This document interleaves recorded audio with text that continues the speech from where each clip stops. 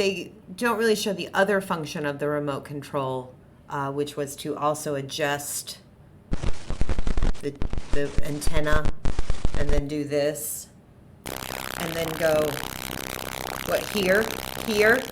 What celebrity do you remember handing out big $1 million checks going door to door? Ed McMahon. Wrong. Watch this. Publishers Clearinghouse sweepstakes. And if you won, Ed McMahon came to your house with balloons and a big check and gave you a bunch of money. And now everyone in the world is trying to tell us that that never happened. So you're telling me there was no Ed McMahon? I remember Ed McMahon giving out those checks clearly. I do too. Balloons. We're Confetti. wrong. All of Generation X is wrong. Hey everyone, it's Howie from The Prize Patrol with a fun fact that may surprise you. Did you know that the late Ed McMahon never worked for Publishers Clearinghouse? CERN did it again. They smashed the atom and deleted Ed McMahon. Hey-o! You would actually walk up to people's doorsteps and give them the check? Oh, yeah. It's a wonderful feeling, to give somebody $1 million. How in the world was a whole ass generation of 9 to 12-year-olds allowed to read Flowers in the Attic? I agree wholeheartedly with you. Were our parents thinking about that, man? I even read it. I read the whole series, and Cheese and Crackers, that is some crazy stuff. Look. It's some crazy stuff. Trigger warning. They didn't have trigger warnings back then. No, you have to, you just have to kind of dive in, like, as if you have to swim across cold, gray, stormy waters. It's crazy. Oh my. Do you remember Highlights, the little magazine that you'd see every time you went to the... I remember looking in envy as the richer kids read their highlights, cackling and smiling at my face as I sat there reading my rock that I'd picked up off the ground for free. When we react to these, Grandpa. I was very poor growing up. There's no doubt about that. But Right. I do believe I'd probably at least seen and smelt a highlight. A tattered highlight blowing down. Sometimes the richer kids would throw me their highlight scraps. Yeah, read this page. Several days later. You know what my highlight was? If I got dinner. That was a highlight. It's not. Food on the table.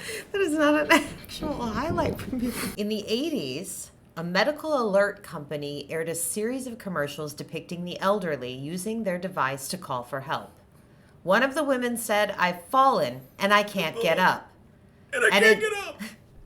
And an entire generation decided, yes, this is the comedy catchphrase for us. I've fallen and I can't get up. Yes, it's still funny. I don't know why. We liked laughing at the older generation when we were young, and now that we're old, do we regret it? Maybe. Not people falling down and getting hurt, and old people dying alone by themselves for days, starving to death, their own filth. Eventually, probably they die, and then their cats live off them, feasting for weeks to months. It's not funny. But it was just the way the lady said. It's missing the greatest generation. We out-silented the silent generation. Turn on, tune in, and drop out. We didn't make it past the first part of those directions. Yeah, we're like, do what again? You know why they missed us? We were in our rooms playing bleak music for a couple years. Our Flying millennials, under... the burnout generation. What? I don't know what that... We burned out long before. Better burn out than fade away. That's what I say. Rock and roll is here to stay. He never says that. I say it all the time. My earliest memory of Joan Rivers is my grandma cussing because she hated when Joan Rivers hosted The Tonight Show instead of Johnny. She loved Johnny, but she also thought Joan was too mean, I guess, for her sense of humor. Like, she'd make those Elizabeth Taylor jokes, and she liked Elizabeth Taylor. Every time I write a joke, I try to remember to get it on a card. One of her biggest files, 850 jokes about Elizabeth Taylor. My gosh, that lady could write jokes. I've got all these comic books I bought with my dishwashing money in the 80s and 90s that they told me was going to be priceless by this time. We're waiting. No. Same with this Star Trek lunchbox full of baseball cards. If anybody'd like to buy it for $400,000, which is what one article said we should have saved up for retirement. The average retirement savings of Gen X households is about $150,000. Wow, that's far from the $1.5 million Americans say they need to retire comfortably. I'm sure we got it. Yeah, everything fine. must We go. got this. All of our movies was telling us, don't give up, bud. From Pretty in Pink to Some Kind of Wonderful, it was all about stalking that woman until she fell in love with you and you lived happily ever after. Holding your radio up. Holding the radio up outside the window. Correct me if I'm wrong, but used to men and women thought that romantic. Or maybe I was just being lied to and I was a naive 15, 14-year-old. No, I think that would have been considered romantic. I mean, I hope that was the slant of those movies. They weren't, But I mean, thrillers. They were stalking those women, let's face it. They were, yeah. I would say there were a lot of portrayals of near stalking to actual stalking behavior. Yes. That's what we used to call love back in the 80s. So sweet. Stalk her till she loves you. What's Henry VIII holding in this famous portrait? A glove or a turkey leg? It's a glove. I so remember it as turkey leg. Really? Yes, I can see it in a textbook in my mind. A history textbook at school. Don't sweet Charmin, don't sweet Charmin. Charmin's doubly fluffy, doubly irresistible. Don't sweet. When I'm dancing, a hold down and my boots kind of slow down. Is this man cheese? His hat, his kerchief, his cane, his boots. Is it all cheese? I've always understood him to be so. Eyes, his brain, his lungs that breathe the very breath. Cheese. Yes. I think so. Yeah.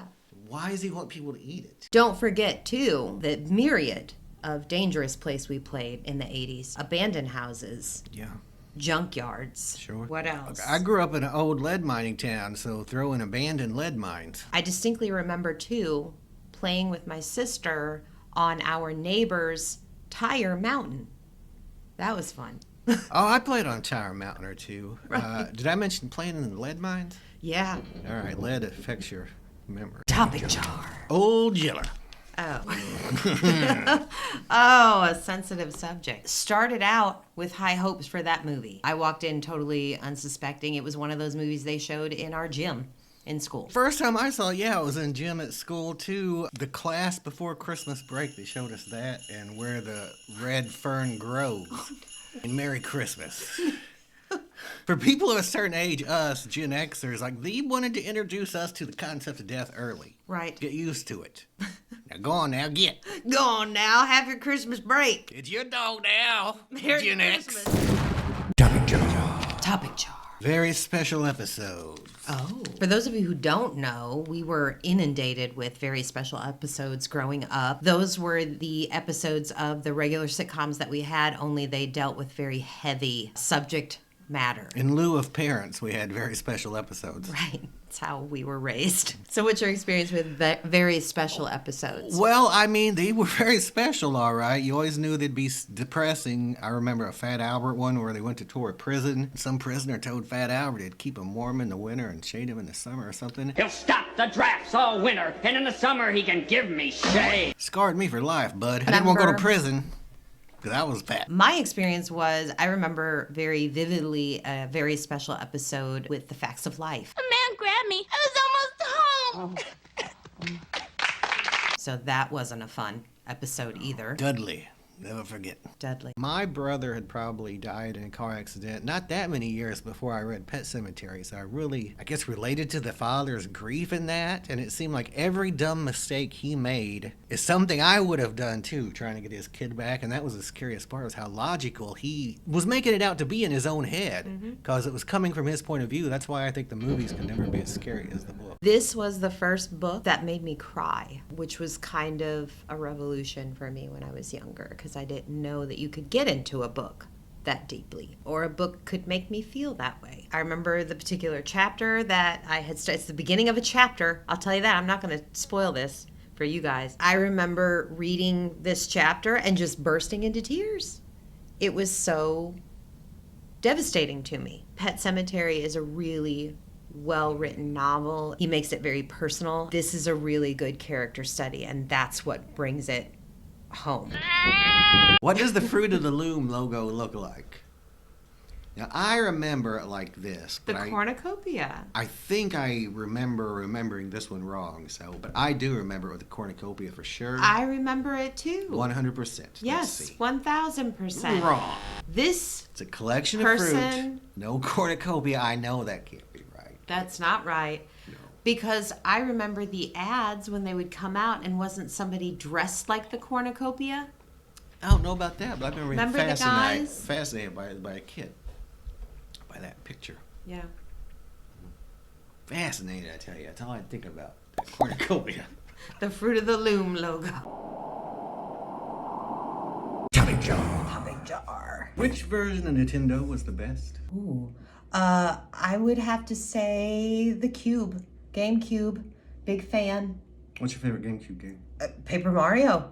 I'm going to have to go to 64 because I think the greatest video game of all time is Mario Kart 64. 64 was the Nintendo that we unwrapped several times before giving it to our daughters for Christmas. Yeah, secretly in the night to play. 2. The ultimate training montage. This wasn't the half-hearted training of Rocky 3. Damn, Rod, come on!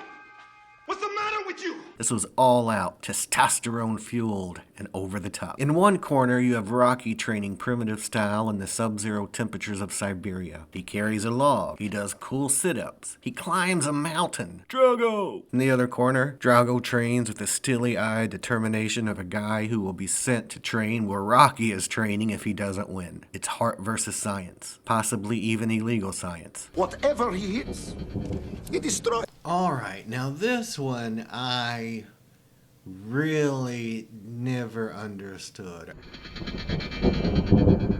Freddie Mercury, I think, is who it is. Another one bites the dust.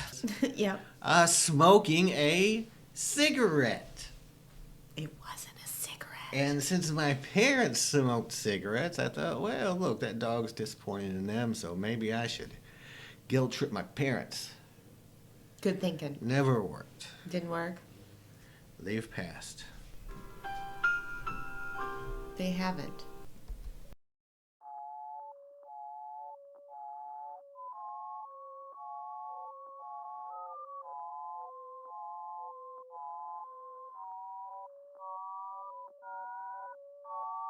And I gotta say, I think that dog is a narc.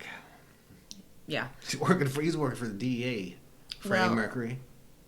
I don't think he's Freddie Mercury. I think that's a slice of toast. A toast-head Freddie Mercury. That's right. Now look, I'm sure toast-head Freddie Mercury know exactly what we're talking about when we said, hey man, you look like toast-head Freddie Mercury. He'd be like, I get that all the time. Yeah, and he's like, also, I'm smoking this left-handed cigarette, so I think that's funny. Also he'd say, don't call me Mr. Toasthead Freddie Mercury, just call me Toasthead Freddie Mercury. We're friends now. Yeah. Next week is bad. Oh, the music's getting bad. Now look, dog, you don't have to have a job to get out there in the world and work and whatnot, man. You just live in this dude's house rent free. Soon. Well, look at his. He's so cute. No, He's very disappointed. I don't like the set of his jaw right there. He's not happy, but yeah, he is cute. I think the two will work it out. But you think so? By the end of the commercial? Let's see. No, he's going to call that dog's going to call the cops. And also, I believe he was here to conquer planet Earth for. I thought he went to the moon. No, he came from the moon. He said, I'm tired of this. I'm going to the moon. And then that's what he did when he got there. So yeah, I like the style of that one. I like the style of it. I find it just as somehow as comforting as I did back then. Don't know why. Something about the art style. It's kind of relaxing until the end when he's disappointed and then he walks off. It's not good. Well, he's now conquered the Earth. Or the moon. The moon doesn't have grass. Look, that's grass back there. It's green. Oh, right? okay, yeah, you're right. me it's the moon. Maybe he put A dog on a moon's ridiculous. Maybe he put some AstroTurf down. Could have terraformed it already. You could be right. I recant my earlier We don't know what dogs do. rebuttal. We don't know what dogs do. This one's disappointed in his owner. I know what ours do. Nothing. I had a minor stroke last week when I found out that my wife had not seen my #1 movie. You a Heather? What did you think of your first time seeing Heathers? Well, I feel as if I'm truly a Gen Xer and not just faking it. Not just a poser? Not just a poser anymore. Yeah, it's true. I became more Gen Xery with every minute of that movie. You can literally see the culture shifting from hair metal to grunge as you're watching Heathers. Is a portent of what's to come, the darker, grittier 90s. And this comedy is so black, so dark that we can't even tell you the plot because YouTube will slow our algorithm down.